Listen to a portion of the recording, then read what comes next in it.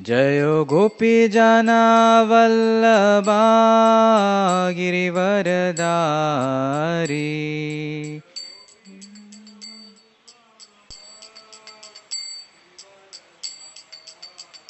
Jayo Gopi Jana Vallabha Girivaradari.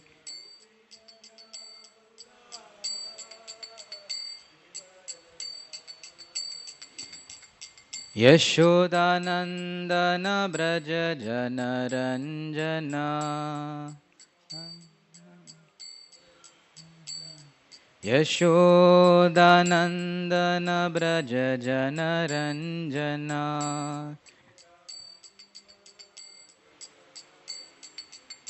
Yamuna Tiravanachari.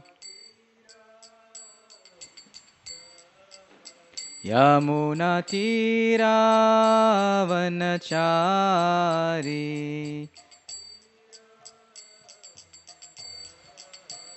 Jaya Radha Madhava Gunja Bihari.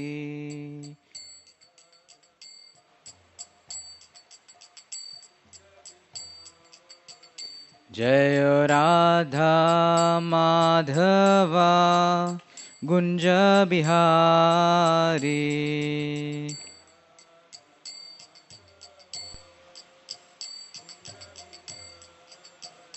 Hare Krishna, Hare Krishna, Krishna Krishna, Hare Hare, Hare Ram, Hare Rama, Rama Rama, Hare Hare.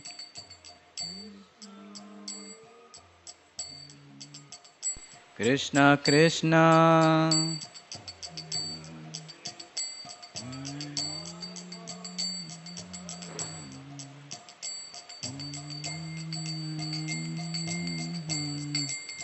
Hare Krishna, Hare Krishna, Krishna Krishna, Hare Hare, Hare Rama, Hare Rama, Rama Rama, Hare Hare.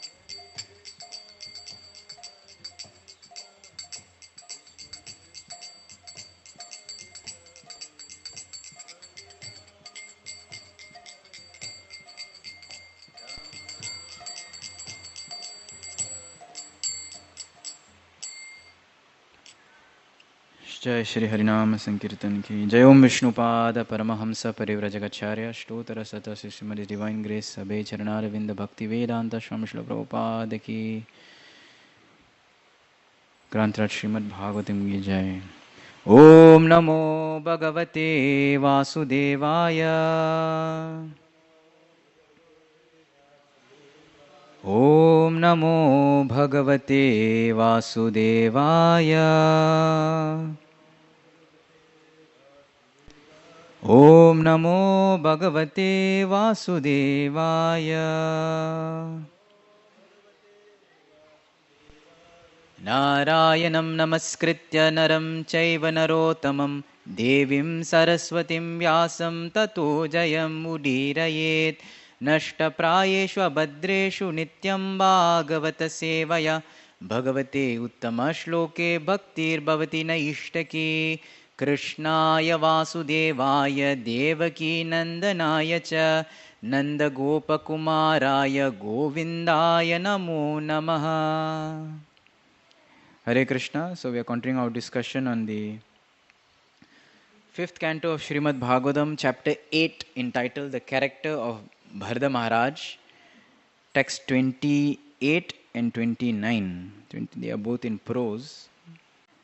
Tatrapi hava atmano mrigatva karanam bhagavat aradhana samihanubhavenanusmritya brisham anutaptyamana aha. So the translation goes, although in the body of a deer, should we do word by word? Word by word. Tatrapi, in that birth, hava, Indeed, Atmanah, of himself, Mirgatva Karanam, the cause of accepting the body of a deer, Bhagavat Aradhana Samiha, of past activities in devotional service, Anubhavena, by consequence, Anusmritya, remembering, Brisham, always, Anutaptyamanaha, repenting, Aha, said. Translation: although in the body of a deer, Bharata Maharaj, due to his rigid devotional service in his past life, could understand the cause of his birth in that body. Considering his past and present life, he constantly repented his activities, speaking in the following way. Om Ajnanatimirandhasya Jnananjanashalakaya Chakshurunmilitam Yena Tasmai Shri Gurave Namaha Sri Chaitanya Manobishtam Stapitam Yena Bhutale Swayam Rupa Gadamayam Dadati Swapadantikam Vandeham Shri Guru Shri Yuta Padakamalam Shri Gurum Vaishnavamscha Shri Rupam Sagrajatam Sahagana Raghunathanvitam Tam Sajivam Sadvaitam Savadutam Parijana Sahitam Krishna Chaitanya Devam Shri Radha Krishna Padan Sahagana Lalita Shri Vishakanvitamscha He Krishna Karuna Sindhu Dinabandhu Jagatpate Gopesha Gopika Kanta Radha Kanta Namostute Tapta Kanchana Gaurangi Radhe Vrindavaneshwari Vrishabhanu Sute Devi Pranamami Hari Priye Vancha Kalpatarubhyascha Kripa Sindhubhya Evacha Patitanam Pavanyebhyo Vaishnavebhyo Namo Namaha Nama Om Vishnu Padaya Krishna Prishtaya Bhutale Shrimate Bhakti Vedanta Swami Niti Namine Namaste Saraswati Deve Gauravani Pracharine Nirvishesha Shunyavadi Paschatya Deshatarine Jai Shri Krishna Chaitanya Prabhu Nityananda Shri Advaita Gadadhar Shrivasadi Gaura Bhakta Vrinda Hare Krishna Krishna Krishna Hare Hare Hare Rama Rama Rama Hare Hare Mukam karoti vachalam pangum langayate girim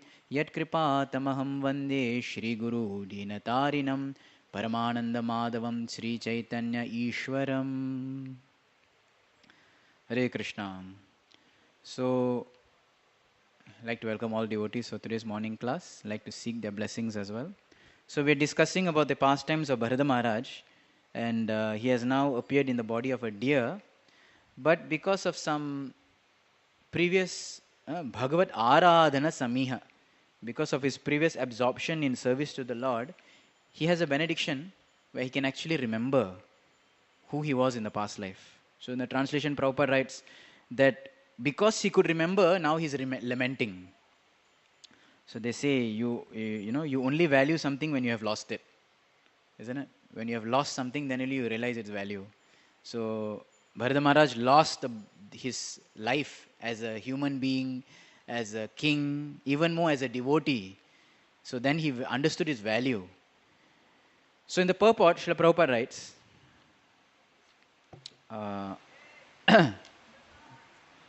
so today we would like to discuss 5 learning lessons, one from this purport, verse 28, and around 4 lessons from the next purport. So let's see what this first purport Srila Prabhupada says. Prabhupada writes, there is a special concession for a devotee, right? So that's very nice. We are feeling encouraged. If you are a devotee, we have a special concession. What is that concession? Even if he attains a human body, even if he attains a body that is non-human, by the grace of the Supreme Personality of Godhead, he advances further in devotional service. So that's the first concession. No matter what, bhakti always continues. Okay, no matter what, bhakti always continues. Neha bikarma naso asti pratyavayo na vidyate swalpam api asya dharmasya trayate mahato bhayat. Even if one does a little endeavor in bhakti, bhakti will always continue, even if you don't have a human body. Then Prabhupada continues, whether by remembering his past or by natural causes. So somehow or other, bhakti will continue even if we have a non-human body. Either in that non-human body, we may actually remember who we are before, or by some natural causes. Now, what is this natural causes? Right? So, His Holiness Janardhan Goswami Maharaj, in his Purva Ashram days, he had written a book, Animals in Krishna Consciousness. And he had written so many different kinds of animals, how they are, attending Mangalarti, how they only eat prasadam. So many stories are like that. This was in the 90s. But now, after 20 years from that book, many of us have that experience. We have seen, dogs, cats, animals, birds, monkeys maybe, who are attracted to devotional life, attracted to spiritual places, attracted to devotees. So, natural causes means what? Srila Prabhupada one time explained that natural causes means the animal, maybe the devotee being punished to born in an animal body, non-human body, they may not remember, but sometimes they are put into circumstance. For example, that animal ends up in devotee association, or that animal ends up in a house of a devotee, or that animal ends up taking prasadam. So somehow or other, by natural causes or circumstance, they are placed in a place or in a situation where it's beneficial for them, although having an animal body. Srila Prabhupada has also mentioned that especially in a dham, staying in a holy place, if one does some sin, knowingly does a sin, then definitely he is punishable by the Lord. But the Lord is also merciful, gives him a concession that he is given a chance to take birth again in the dham, but maybe as a monkey or as a pig, right? So Krishna is punishing also, but at the same time there's a concession also. Right? So the first lesson that we can learn from this purport is that although Krishna is giving you a concession, giving us a concession, we should not risk our current birth of Krishna consciousness. So sometimes a person may seem that, to advance in bhakti is so difficult, seems so tough. Why to, it's okay. Let me take a little, I may not achieve it in this life. Next life I'll get a better destination. But why to take such a risk? We should not risk our current birth, and we should practice Krishna consciousness very seriously. To take future life again is a huge risk, because again involve huge suffering. We cannot escape suffering. Right? So it's not worth it. If one can perfect one's life in this very life itself, then better we try. One should not even have the thought that, chalo, chalega, next life I'll try better. This life is not so good. No, it's not like that. Because to think of next life, it's such a big risk actually. Even though Krishna is giving a concession. Even though Krishna is giving a concession, still it's such a huge risk. Jai Shri Shri Radha Vrindavan Bihari Bhagavan ki, Shri Gauranga Mahaprabhu ki, Shri Prabhupada ki Jai. So, sometimes when, let's say people who are appearing for exams, now recently exam season is going on, results are coming. So sometimes people say that, I'll try for this competitive exam. If I don't get it, it's okay. I will try this. I will do that. If I don't get, I will take a 1-year drop. And then I'll try again next year. Why are you taking such a risk? Who knows what will happen next year? Kal ho na ho. Hey ke nahi, you don't know. You try what you can, move on. So to take risk of your life, take risk of a time, it's such a huge thing. So therefore we can learn from this, that we should never risk our birth. And Srila Prabhupada continues to say in that purport, it is not easy for a common man to remember the activities of his past life. It's not easy. So yesterday also His Grace Nitai Chaitanya Prabhu was mentioning that not everyone can remember. Some people do remember that to certain parts of their life. So it's not easy for anyone to remember their past life, but Bharata Maharaj could remember his past life. Why? Due to his great sacrifices and engagement in devotional service. So yesterday it was also discussed that, why we don't remember. So the 5 Ajnana Vrittis were discussed, why we don't remember and for what purpose. Now let's see the second verse, which is a huge prose, but I'll just read the translation. This is verse number 29.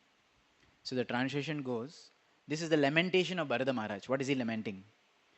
In the body of a deer, Bharata Maharaj began to lament. So what he laments? What misfortune! I have fallen from the path of self-realized. I have fallen from the path of the self-realized. I gave up my real sons. Real means his human sons. Now he has wife or dear children maybe. But you're saying that I gave up my real sons, wife and home to advance in spiritual life, and I took shelter in a solitary holy place in the forest. I became self-controlled, self-realized. I engaged constantly in devotional service, hearing, thinking, chanting, worshipping. Remember the Supreme Personality of Godhead, Vasudeva. I was successful in my attempt, so much so that my mind was always absorbed in devotional service. However, due to my personal foolishness, my mind again became attached, this time to a deer. Now I have obtained the body of a deer and I have fallen far from my devotional practices. So here is the lamentation of Bharata Maharaj. This lamentation is very important.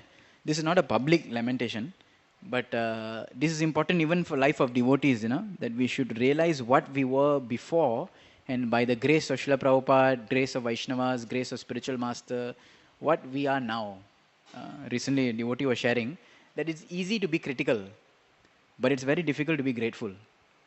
That, criticizing to, anyone can criticize, anyone can become a critic, but to be grateful for what we have. So this part of expressing lamentation or expressing one's heart or mind, in our Acharya Sampradaya, they call it as Vijñapti. Vijñapti means confessions. So Narottam Das Thakur is very expert in this. He has written many songs with the theme of Vijñapti. Sometimes you may have him feeling very heen, and that is a Vijñapti. And sometimes he has his feeling of desiring to serve Radha and Krishna. That is a Vijñapti. Basic Vijñapti means confessions of the mind. So in Bhagavatam, across different places, so we see, for example, Pururava in the 9th canto, he had ran after Urvasi. But later in the 11th canto, we understand his confessions of his mind, where he's retrospecting and realizing that what a fool I am, what I had, what I have. Just relating this with current modern day scenario, sometimes we don't I wouldn't say lament, but we don't reflect enough. So recently I was talking to some devotees who were part of our Gurukul. We closed our Gurukul. So those devotees, they were calling me and we were just talking, and they were telling what they are doing now. And every one of them would say, we miss those days, really what good fortune we had, what this we had. So it's by nature that very hard for us to actually appreciate what we have. You value something when you lose it. This is the rule, unfortunate rule of this world. So therefore we should endeavor, to actually count our blessings, as they say. So in the purport, Srila Prabhupada begins by saying, due to his stringent execution of devotional service, Maharaj Bharata could remember the activities of his past life and how he was raised to the spiritual platform. Due to his foolishness, he became attached to an insignificant deer and thus fell down and had to accept the body of a deer. This is significant for every devotee. The Prabhupada writes like, this is significant for every devotee. So Prabhupada wants to stress a very important lesson here. Due to devotional service, we become elevated. But if we make any mistake, we can again glide down. We should not think that we are beyond laws, we are superhuman, we have become someone very special, we have become a Daityapati, someone very dear to the Lord. Right? Because of bhakti, we have become elevated. People respect us, people like us, we have a good demeanor, whatever benefits. But if we do any mistake, we can glide down. We see so many examples in Bhagavatam. One I was just thinking of, an animal body is like Gajendra, pious king Indraguna Raja. Some mistake he did, he got cursed.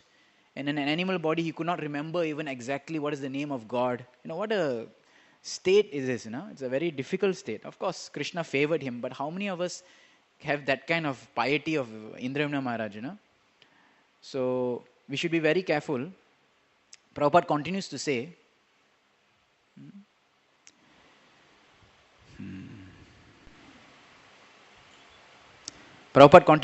if we misuse our position and think that we are fully engaged in devotional service and can do whatever we like, Prabhupada writes like that. If we think that now I am engaged in bhakti and I can do whatever we like, we have to suffer like Bharata Maharaj and be condemned to accept the type of body that impairs our devotional service. So now we are thinking we are practicing bhakti, I am someone very wonderful, someone very great, and I can do whatever I like, it's okay. I know the means, methods and processes. That's not true. We'll be condemned, Prabhupada says, and we will be impaired in our devotional service. So someone may argue, but bhakti is so powerful that even if I do some mistake or I have some bad thing or something, bhakti is so powerful, bhakti can nullify anything. Yes, bhakti is very powerful. Indeed, 9th canto of Srimad Bhagavatam, there's a story of Prashraddha. Prashraddha was a king and he was cursed by his spiritual master, Vashishta. Because one day in the now rainy season is going to come, and he was in Goshala. So suddenly a tiger came in, and Prashraddha came out with a sword. And he thought, he was cutting the tiger. But because it was dark, by mistake, he cut the cow. He did go hatya. And of course, he cut the ear of the tiger ran away. But his guru came, and guru said, what is this? You did go hatya, you are bornable king. And he cursed him. Next life, you will born as a Shudra. Oh, Prashraddha, innocent. Mistake you did. Guru got angry. But Guru's curse. So Prashraddha, what he did was, he took shelter, completely, full shelter of bhakti. He purified his life, gave up everything, observed brahmacharya. He did his entire life absorbed in bhakti. And in that very same life, he went back home, back to Godhead. What happened to his Guru curse? His Guru cursed him to be a Shudra, he got nullified. So bhakti is so powerful that even if you do some mistake, it can be nullified. Bhakti, yes, is definitely powerful. But here, what we want to stress, that although bhakti, yes, is very powerful, but we should have the right attitude also. Bhakti is powerful, I am not powerful. Bhakti is powerful, I am not powerful. But sometimes by practicing bhakti, we feel we are powerful. Srila Prabhupada says sometimes that the trouble with my disciples, all followers, we included, is that they are not sufficiently afraid of Maya. That sometimes we think that everything is going on right, it's okay. So, when one becomes a little callous, right, or little overconfident in the practice of devotional service, that's a very dangerous thing. Shaubari Muni also has this example where, he was meditating underwater and he thought that no Maya can touch me. He became a little overconfident. And how Krishna humbled him? The mating of some fish agitated him so much that he ended up marrying 50 princesses. So can you imagine mating of fish? Human species, animal species, what is that to even attract, to agitate? But that much they want to extent they want to show that do not actually become complacent. Right?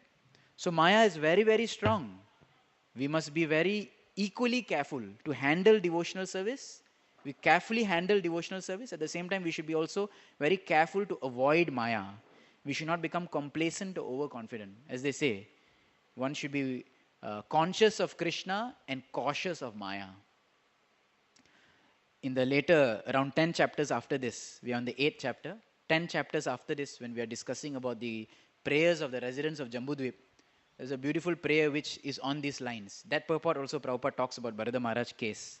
So there's a beautiful verse which comes. Vadanti Vishwam Kavayasmanashwaram. Vadanti Vishwam. Vadanti means preaching, speaking. These people, who are these people? Kavayaha, the expert kavis. They are speaking and preaching to the whole world. Vadanti Vishwam. Okay? This was the time before social media. But anyways, they were preaching to the whole world. Vadanti Vishwam, Kavayaha. They are not ordinary people, they are kavis. What are they preaching? Sma, asma. This world is nashwar.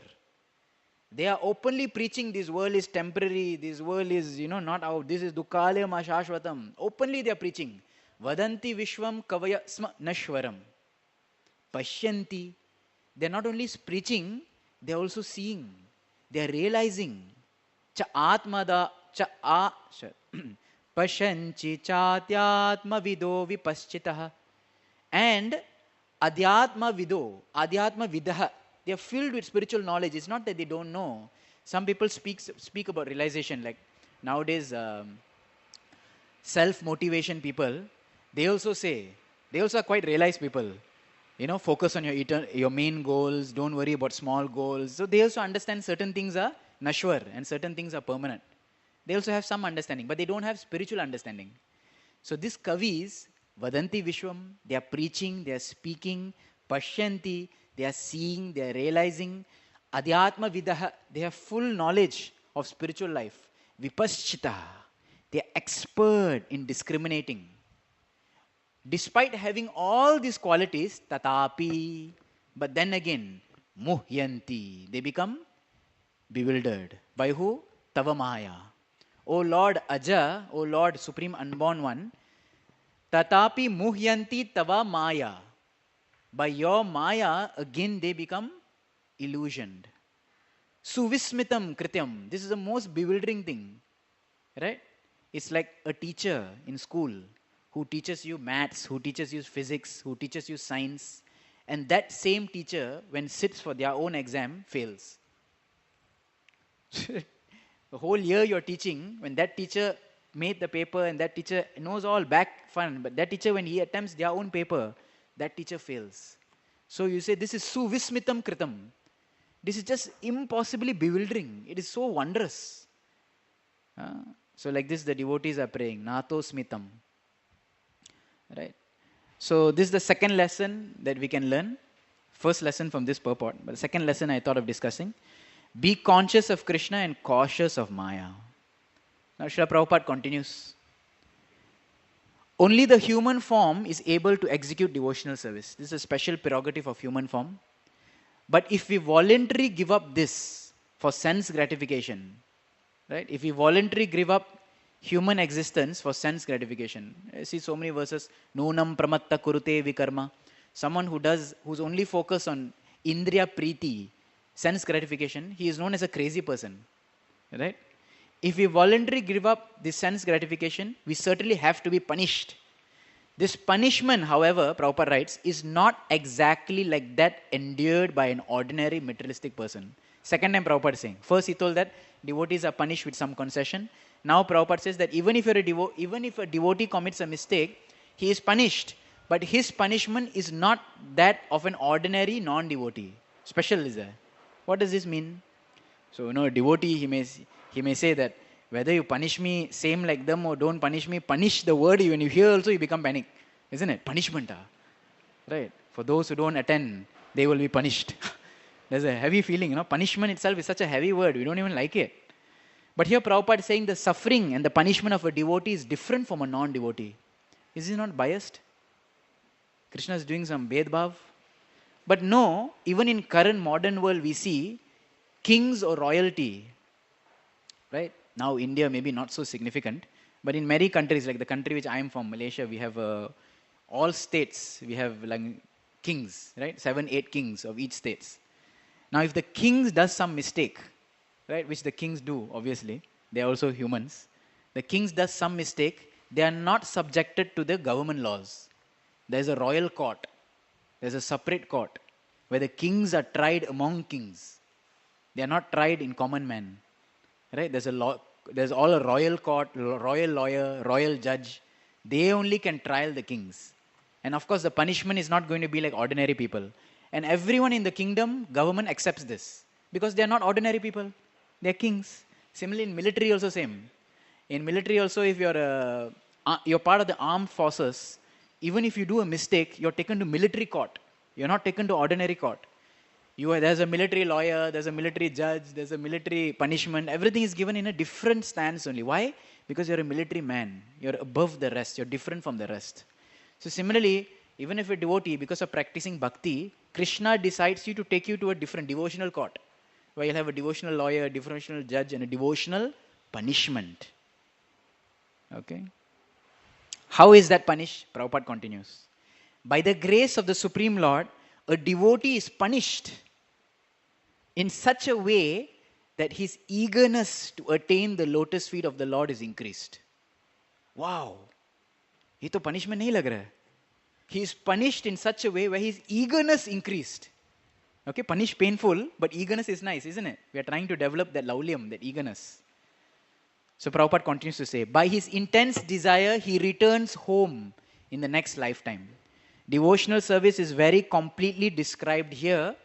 The verse Prabhupada is quoting, Tat anushravana manana sankirtana radhana anusmaranabhiyogena. By the process of hearing, remembering, chanting, worshipping, like that. Through these complete process, this is what Bharata Maharaj was saying. I was completely anushravana, completely hearing, anushravana. I was always hearing, always remembering, always chanting, always worshipping. So Prabhupada says this is what bhakti is about. So here, Prabhupada is saying that punishment means the devotee eagerness is increased. Is it a punishment or benediction? So for those living through the incident, for example, if a devotee is punished and he becomes a Hare Krishna, dog or animal, for that time the devotee feeling so hellish, he is not thinking it's a benediction. He is not able to realize his intensity is increasing. So in that sense, it is a punishment. At that point of time, it's such a hellish condition. It is a punishment, suffering indeed, so much suffering. But when one goes through the end of life, and when one looks back at the greater picture, then one can appreciate Lord's mercy. Oh, that was good for me. Oh, that was actually Lord's benediction. So it's easy to say that your eagerness is increasing, but the devotee actually never realizes his eagerness is increasing. He is suffering. Right? So therefore, again, we should not have a risk. We should not risk our life. So this comes a third lesson. First lesson is we should not risk this very life. Second lesson is that we should always be conscious of Krishna and cautious of Maya. Third lesson we can learn from this is that we should have faith in the Lord. Just some days ago, some people means I'm like around 5-10 people keep messaging me in the span of a few weeks actually. So much problems. Married problems, this problem, that problem. Some students, they'll message, I got low marks, my father is not talking to me. 12th board exams just got released. Where to study, what to do. And because somehow they were all connected to little Krishna consciousness, many of them write, life is so difficult, I don't know what to do, but I know that suicide is not an option, but still I'm suffering, what to do?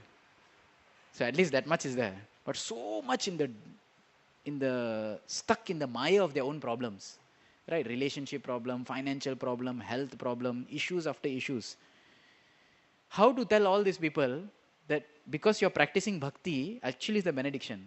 No, they cannot realize it. It's hellish of suffering. Right? One has to come across this. One has to go through this. One has to come out of it. One has to tolerate. And then, in the later point of time, one can actually appreciate that this is actually a benediction. So, on the point of tolerating, in Bhagavad Gita, 3 verses come which speaks about this very nicely. Okay, this is the 5th chapter of Bhagavad Gita. We are discussing 5th canto. Anyways, 5th chapter of Bhagavad Gita. Text 23.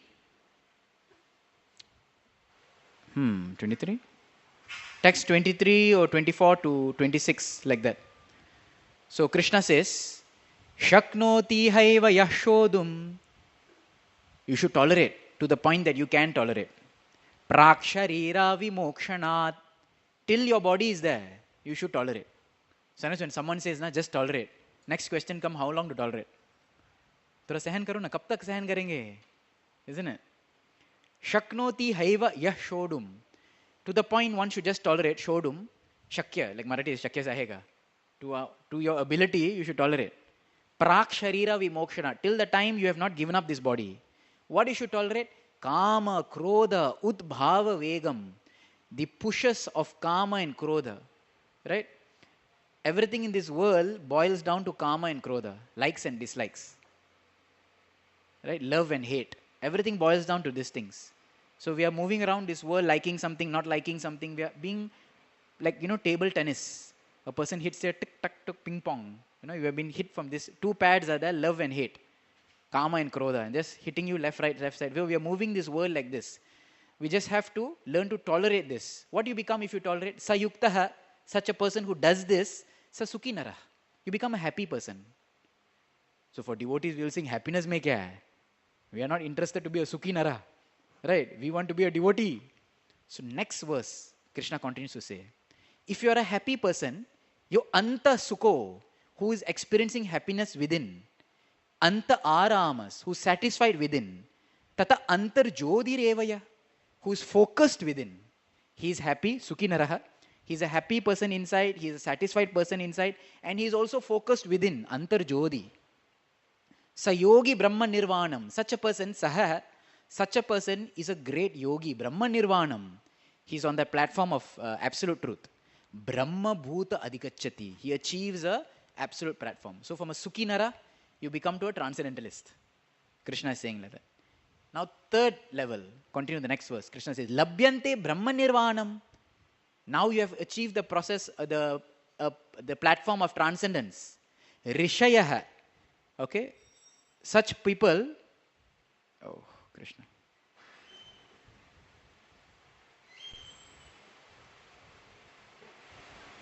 Rishaha, such people, Sheena Kalmasa, who has given up all their misdeeds. Chinna Dvaidha Yatatmanaha. Right? He is not bound by dualities anymore. Sarva Bhute Hiterata. Such a person now starts to actually think about the welfare of others. So this is a beautiful thread that problems come in our life. If we are able to tolerate them, we can be a happy person. Not only be happy, but focus within, we become a transcendentalist. In a transcendentalist, one becomes to a purified existence, and then one can actually sarva bhuta hiterata, can actually think about the welfare of others. So when we are so much absorbed in our own problems, neither can we help others, nor can we help our own self. We are no good for neither. We are no good for our own self, nor are we good for others. But if we can tolerate, then we can also help ourselves, and ultimately we can help others. So we tolerate these urges of lust and hate, lust and anger, desires and hate. If we just tolerate these two basic emotions, right? These are like the basic colors, RGB is red, green and blue, which is the color of everything in this world. So these are the two basic emotions which give rise to all other emotions, right? We become a happy person, we become a transcendental person, we become a focus within, and we can help others. So this is the greatest welfare that we can do to others. So this is the fourth lesson, that problems will come.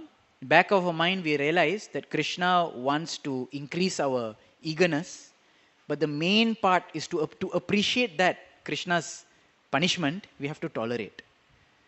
Tolerate means what? Focus inside to benefit outside. That is tolerate. Tolerate means to focus inside. When we cannot tolerate something, we try to change the externals. Problem comes, we try to change. I cannot tolerate. Like heat is there, so much heat is there. Cannot tolerate the heat.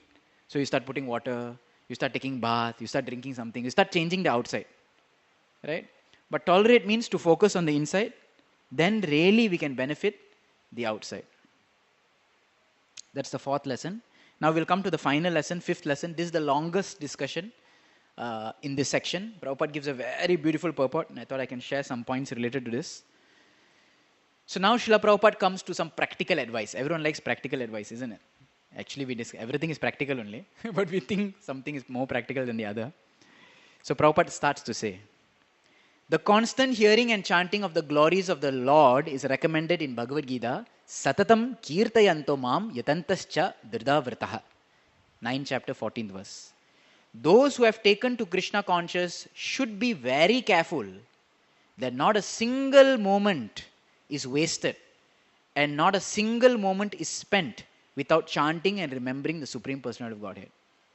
So here Prabhupada is saying the key, what is the practical advice? One, to avoid all issues and problems and gliding down to lower forms of life. The key is to be careful not to waste a single moment.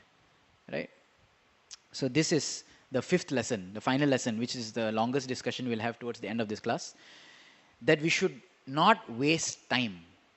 Don't waste time, utilize time. That is the fifth lesson. Srila Prabhupada continues to say, if we want to keep our minds completely fixed without deviation, we must engage them in devotional service full time. As far as the members of the International Society of Krishna Consciousness are concerned, they have sacrificed everything to push on this Krishna conscious movement. Yet, they must take a lesson from the life of Bharata Maharaj to be very cautious and to see that not a single moment is wasted in what? Three things: frivolous talk, sleep, or ferocious eating. These are the three most easy things that we succumb to. Frivolous talk, prajalpa; sleep, or ferocious eating, atyahara prayayascha prajalpo. Just like nectar of instruction is, Sri Upadeshamrit is advising us. Frivolous talk, sleep, or ferocious eating. Right? This is how we waste time. So, in this regards, I thought I'll share some excerpts from Bhakti Siddhanta Vaibhav, the glorifying the pastimes of Bhaktisiddhanta Saraswati Thakur, especially when he had established this Gaudiya Mat, Gaudiya mission, and so prestigious it has become. By 1930s, they had get their huge marble temple in Bagh Bazaar. But Siddhanta Saraswati Thakur, although such a expert proponent of Gaudiya Vaishnavism, he was also at the same time very careful to find faults or find discrepancies in his own movement. And he had a concern. So I'm just going to read this excerpt. As the Gaudiya Mat continued to grow, it attracted more money and prestige. Sometimes we think ISKCON is like this, isn't it? Yet with these came problems. Up until around 1930, when the marble temple in Bagh Bazaar was opened, most devotees who joined the mission were serious about spiritual life. And the mood was buoyant and lively. Right? When a person is very determined, when a person is very focused, there's a lot of livelihood. We are interested, we want to do it. Every Vaishnava bhajan is like a new song. But while preaching, temple construction and other devotional activities continued unabated, lethargy, backbiting, and other prejudicial propensities gradually infiltrated. So as the temple is growing slowly, lethargy, laziness, backbiting among each other, and all other propensities infiltrated. Srila Saraswati Thakur saw seeds of worldly attachment taking root in the very institution he had found to expel iniquity from the world. We are here to preach about becoming detached to the world, but the seeds of material attachment were coming within the society. Many Mattavasis became increasingly idle. Right? They become lazy. Their days largely consumed around cooking, eating, washing pots, sleeping, again waking up, cooking, eating, washing pots, and so on. Khanega, pinega, sonega, utnega. That's it. That was life. Life was centered around 9:30, 4:30. Hare Krishna. Srila Saraswati Thakur would lament, our ashram is a joint mess, a place simply for eating and sleeping. Right? So he quote Bhaktivinoda Thakur saying, sometimes I eat nicely, sometimes not. I see this and that, dress as I like, and I have no worries at all. I am so carefree that I never consider that one day I will have to give up this body.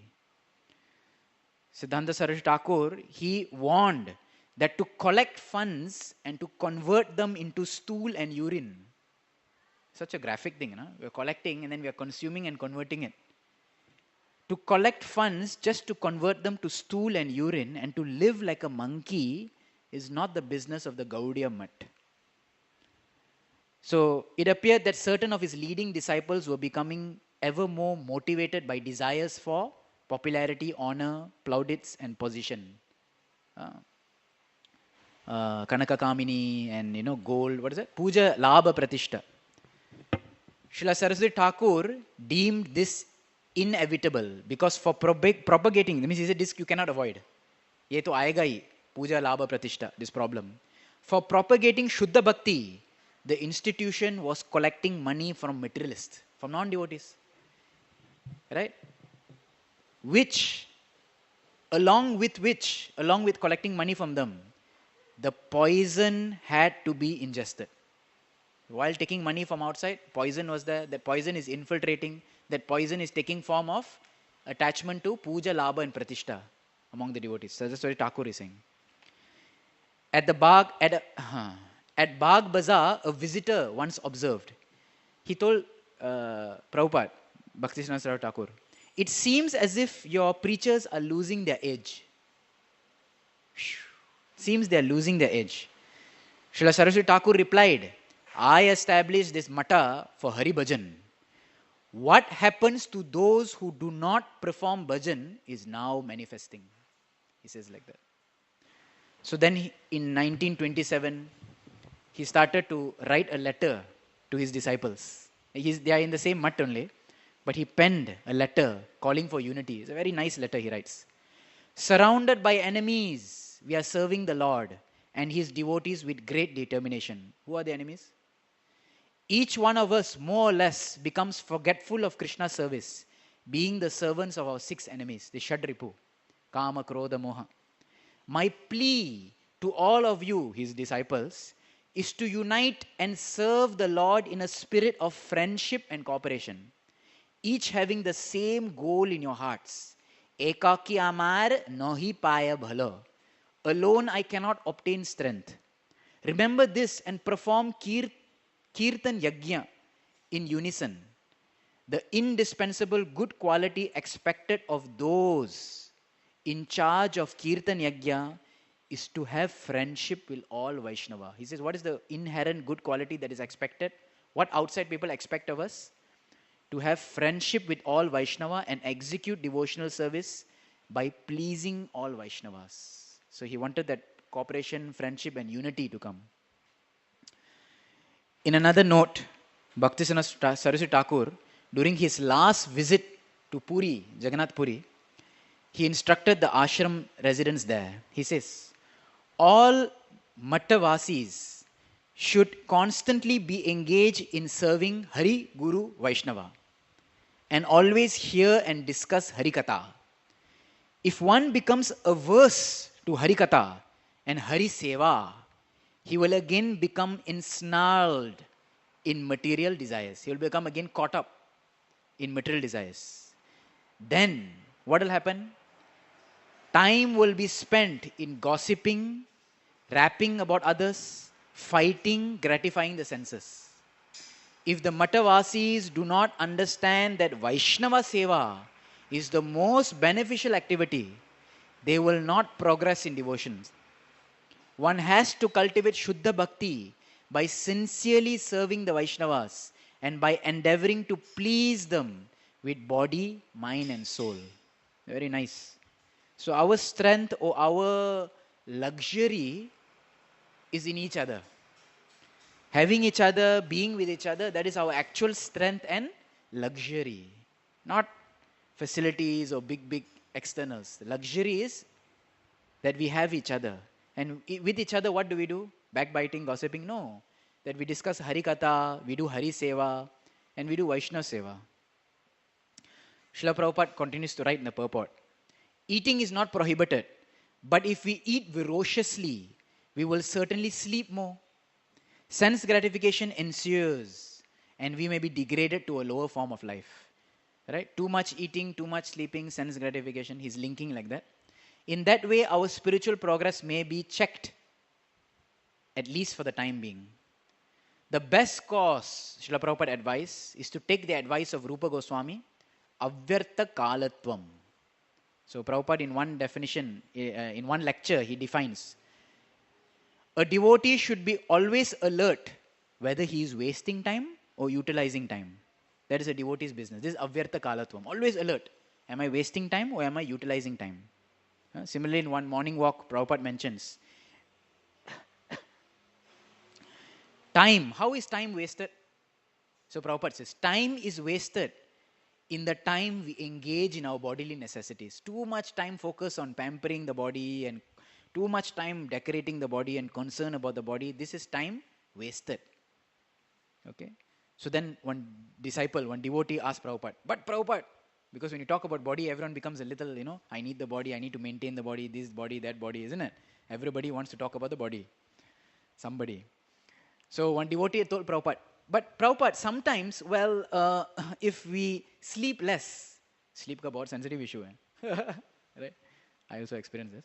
Sometimes, if we sleep less, We could do more for Krishna, yes.